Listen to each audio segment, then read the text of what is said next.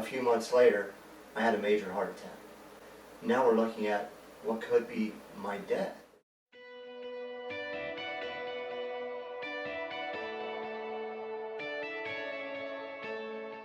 My name is Greg. Since an almost fatal heart attack in 2018, I have learned everything I can about health and fitness. Since then, I have been on a journey to live a healthier, happier, and more productive life. I have no idea where this journey will take me, but I know that I am in the best shape of my life, and I want to share what I've learned with others. Come join me. We're better together. Hello, YouTube friends and fellow athletes. I hope you're doing well today. I hope you're blessed and highly favored. I want to tell you a little bit about myself. But first, I'd love to hear something about you. Drop a comment in the comments below. Say hi. Tell me a little bit about yourself, about your journey in this life. So I've been running since high school.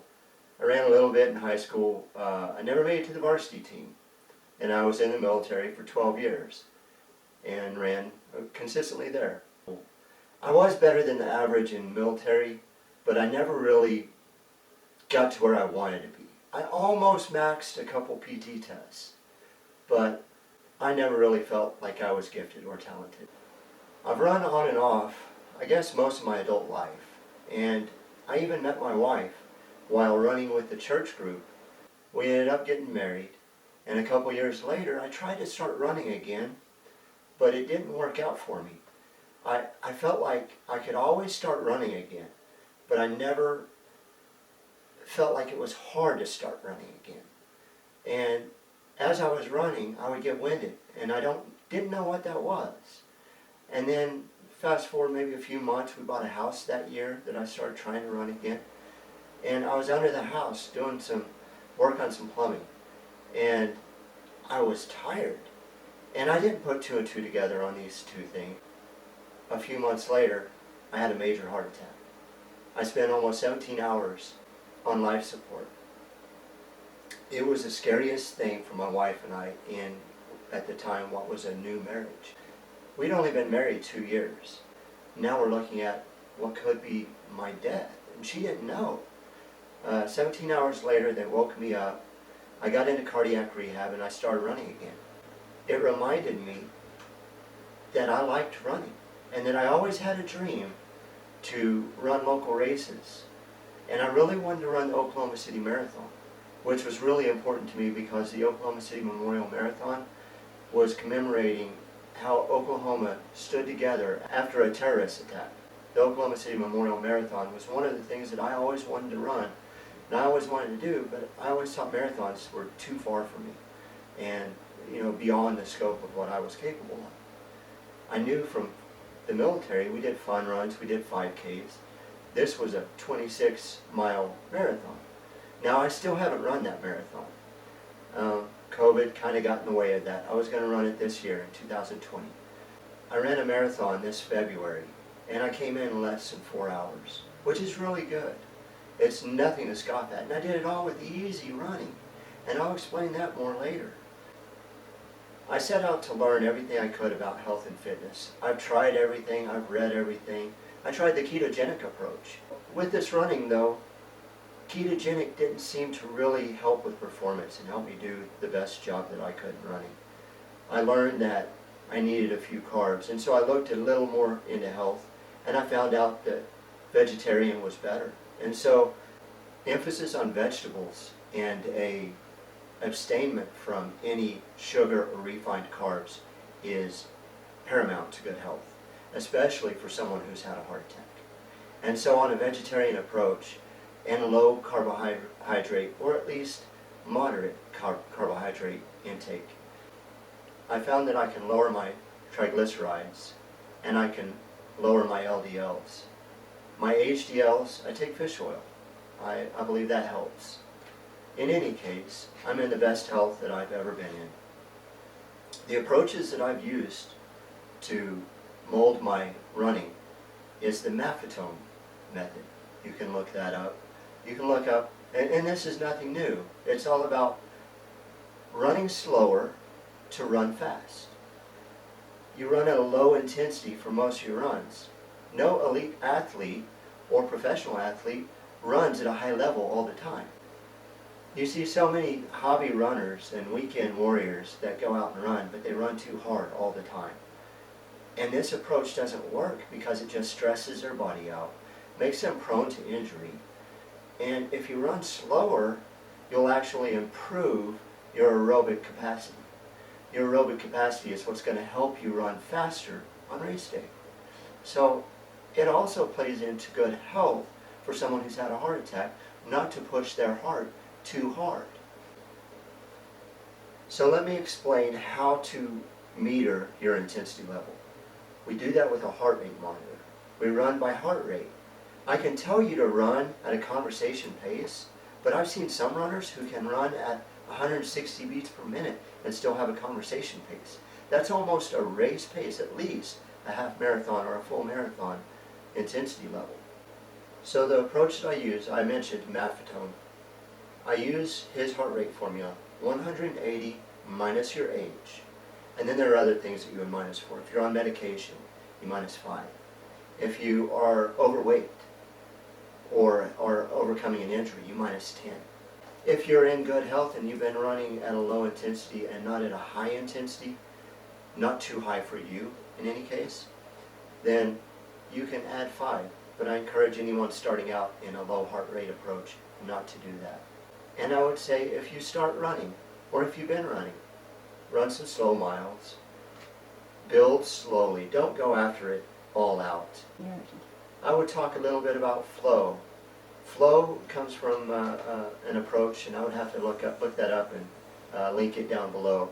But the flow state basically states that at too high of an intensity, you're reaching close to burnout. At too low of intensity, you're bored. You want to be at that point where you have high energy levels and where it propels you throughout the day. If you're running with the right amount of volume, you should feel like you're ready to run some more after your runs. At the end of the day, you should feel good. Throughout the day at work, you should feel good. At home with your family, you should sleep well. If you're not sleeping well, or if you feel burned out and tired, you're running too hard.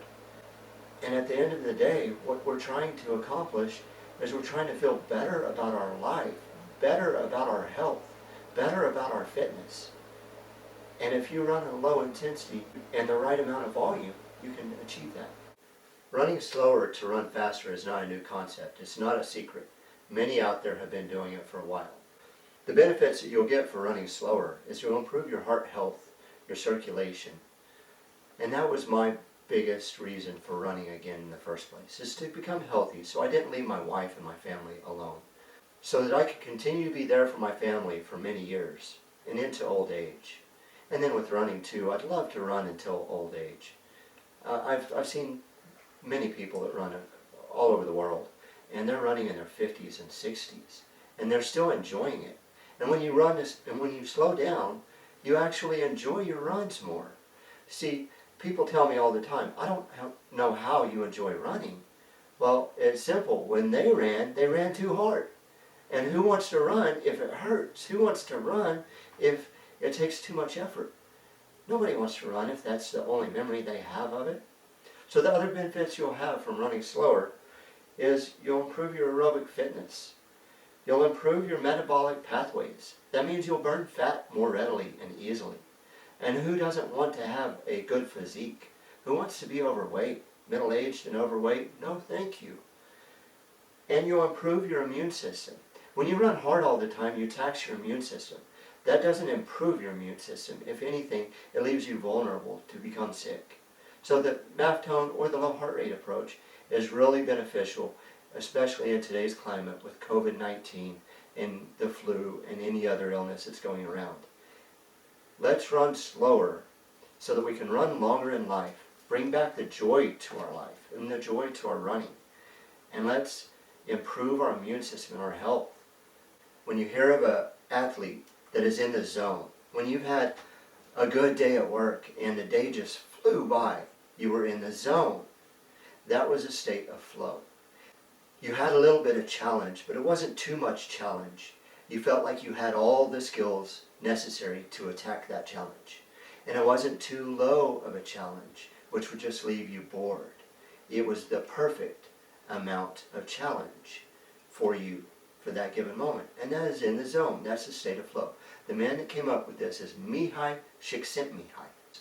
You want to be running the right amount of volume at the right intensity level to give you a boost in energy throughout the day.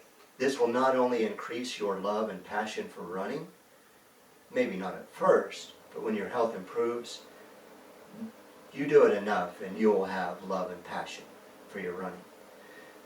Now, it will also overflow into the rest of your life, into the rest of the day, if it's the right amount of intensity and the right amount of volume.